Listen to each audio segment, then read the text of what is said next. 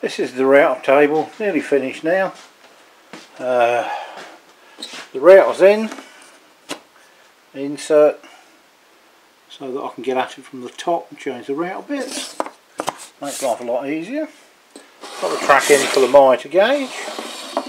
The fence is on and working.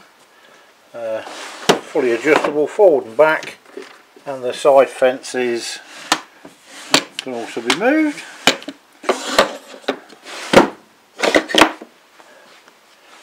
I've just been fitting some drawers in it, just 4 to fill up with junk. Got to turn some knobs for that.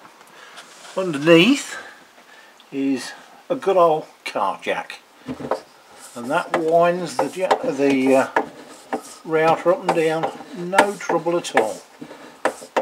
So there's no crawling about underneath whatsoever. Like I say, it works a treat. It's fully adjustable really easily. I've still got to fix this switch.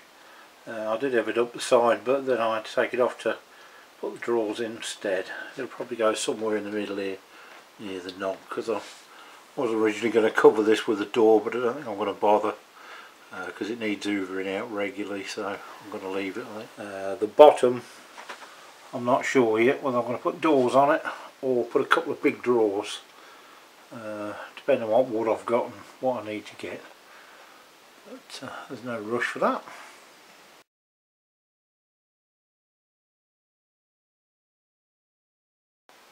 This is Brian's super duper bit of oak that he got at the weekend.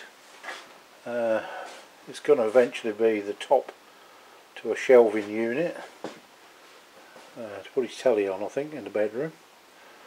The front did have bark on it all the way across, but you can see it's all been taken off and smoothed down. It looks a treat now. And he'll probably be pleased to know that it's not actually split and twisted after sitting here over the weekend, so that's quite good.